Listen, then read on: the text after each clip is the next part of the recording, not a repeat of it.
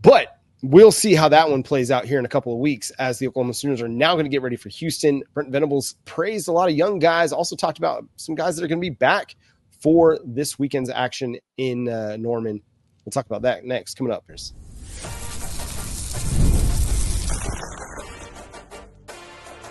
You are Locked On Sooners, your daily podcast on the Oklahoma Sooners. Part of the Locked On Podcast Network, your team every day.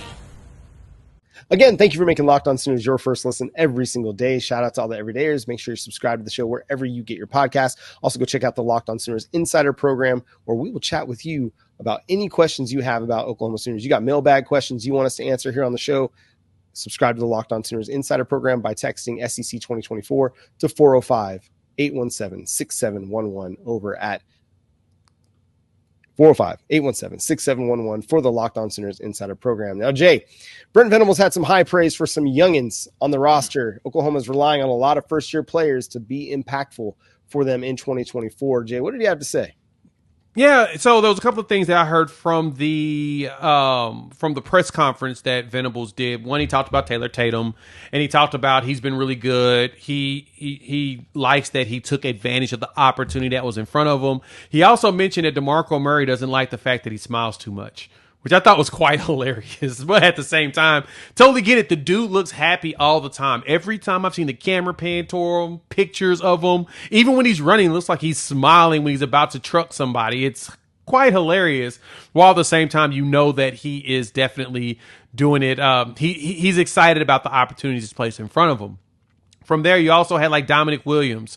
He talked about Dominic. He talked about Grayson Halton, even gave some updates on injuries, and we'll get in that in just a minute. But one thing he mentioned, he said, "I love Dominic." Here's his quote. "He likes to be coached. He's a very communicative, relational guy. He's going to ask you how your day is, how your family is, before you can ask him about his day and going and how his family is." He also loves to get the criticism, right? He wants you to tell him how he's performing, how he's doing. And John, when you think about that, how big is that to have a player like that that's one of your leaders on the defensive line?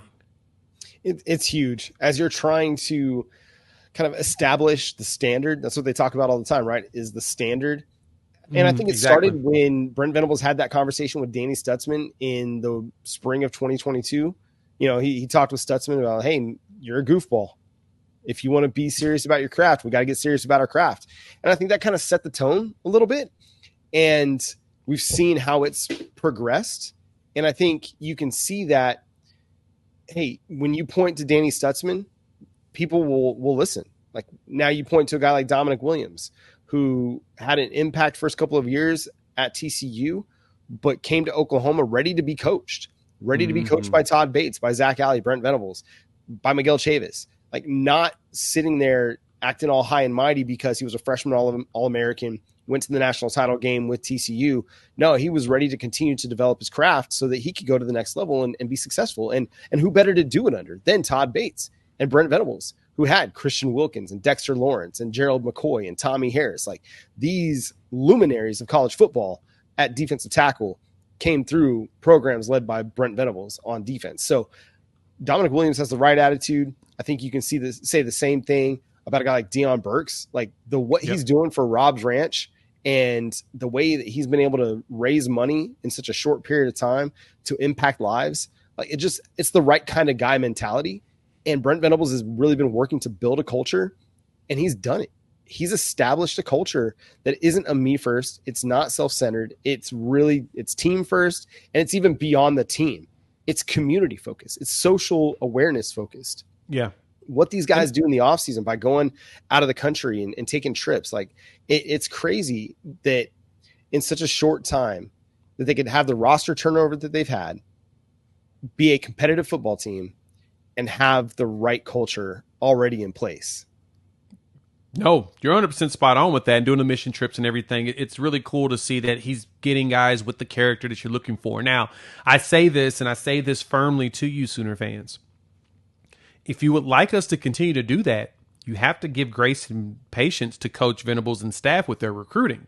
Yep. They're not going to be able to get every single five-star player that you all want because not every five-star player are built in this type of, personality. Not all of them are built to be this type of community type people. I mean, y'all have seen the diva-ishness we've seen from some of these 5 stars, especially when it comes to recruiting.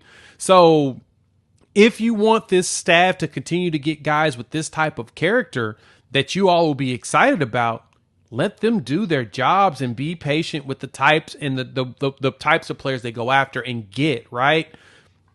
You're not going to win all of the battles that you want with some players, but again, like you said, John, they're finding guys that fit the mold of what they're trying to get, not only being really good on the field, but also being good as men. It makes me think about Jim Harbaugh and his first stint at Stanford, right? Or his stint at Stanford. And the one thing that Stanford always struggled with was getting good players, mainly because of the academic standards. Same thing with Notre Dame. There's 2 schools that have always struggled with that. Georgia Tech's another example. Academically, it's really tough to get into those institutions. But when they were able to find not only good football players, but smart ones, and pair them together, you start to see that success in time, right? That's something that you have to, it takes not only evaluation and development, but you got to give the coaches just the grace to understand that, no, you're not going to land the number 1 player in the country all the time, unless he's the type of player that has the type of character you're looking for at your program. So just keep that in mind when you think about it. It's kind of similar to the Iowa State thing, right? Yep. Attracting 3-star guys with 5-star mentalities or 5-star mindsets or 5-star culture fits. I think the same is true at Oklahoma, but you're able to do it at a much higher level with a much higher recruiting ceiling. You look at, I look at a guy like, Michael Boganowski. He was not the most highly sought after safety in the country, but how excited are we to have him on this roster?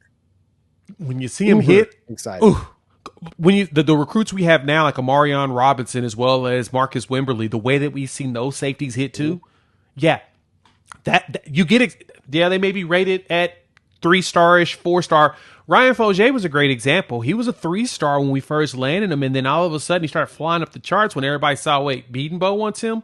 What do they see? Offered him. What do they see in this guy? Because I think Bedenbaugh was his first big offer. Yep. And then from there, they're like, oh, no. That kid's got talent. Yeah. Shoot his rankings up. Right. We lucked out this time. And a lot of times it's the stuff that you can't tangibly grade, whether it's film or a 40 time or a broad jump. Like that's the stuff that you can objectively analyze. A lot of the stuff that's up here and in here, you can't put on a spreadsheet at all. You can't evaluate and compare. You can only do that with face-to-face and one-on-ones. And so like when Brent Venables offers a dude, you got to know that 1, he's a good football player, and 2, he's got the right mentality. It's going to be both things. So, and don't get it twisted. Yeah. We do whiff sometimes. We do. You can't bat 1,000. It's impossible. We've never seen a baseball player do it. Right. It just Nick Saban missed. It is what it is. Exactly. It is what it is. But hopefully you win. You hit more. You bat better than you strike out. Let's put it that way. That's right. Hey, real quickly before we get into our SEC recap, some injury notes. Brent Venables mentioned that Jaquays Petaway had kind of been battling a hamstring injury, but looks like he's ramped up, maybe ready to go for week 2. What does that do for Oklahoma's wide receiver depth chart with Jalil Farouk out? Oh, it's going to open things up a lot, right? So that gives Burks an opportunity to really step out and take a break at the slot position. But if Petaway really shows up, you can move him to the outside and get him out there in an X or a Y occasionally, right? I mean, he's more of a little speedster. Him and Zion Rajan, they Venables praised in practice. Both made some pretty excellent catches, and they're both shifty and fast enough that there's a good chance you can see them on the field. So imagine us going out there 4 wide with 2 fast dudes in the slot and your big guys on the outside, and boom, you start flying at them. There's a good chance, man, in this game we may really show out in the pass game. And so I think that really helps the room, especially now you're getting more and more healthy, and you're going to start seeing some of the guys that don't have the name that we're used to yet, the household names. Mm-hmm. They're going to be having an opportunity to really shine, kind of like Tatum did when he got in the field at running back. Yeah, and I think, hey, this week, let's see a little Brennan Thompson, Deion Burks, Jaquays Petaway, and Zion Raggins. Like, let's see all 4 of your speedsters out on the field and dare Houston to try to cover all of them, and then throw Javonte Barnes in the backfield so he can hammer it up the middle on a halfback dive and 4 wide. I'll take 2. Yeah, let's do that. So I think there's a lot of opportunity and a lot of potential there. Now you do maybe worry about a little bit of the size with those 4 if you're having multiple on the field at the same time. Not Deion Burks, that dude just lifts a truck every time he's in the weight room. But you you won't have as much size in the blocking game with maybe a Petaway and a Brennan Thompson on the outside.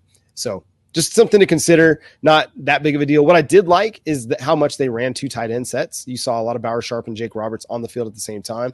I bet we'll see more of that because maybe your wide receiver depth is a little bit hindered and dinged up right now, but you do have 2 really reliable options in Bauer Sharp and Jake Roberts that you can run 2 tight end formations out of. You can split Sharp out into the slot, use him out there a little bit more. So I think there's a lot of different things that they can do to kind of work through the wide receiver depth chart issues that they might be having right now, especially as you ramp Andrew Anthony up, Nick Anderson up, and get them back up to game speed. The SEC had a wild week 1. We'll discuss coming up next here on Locked On Sooners.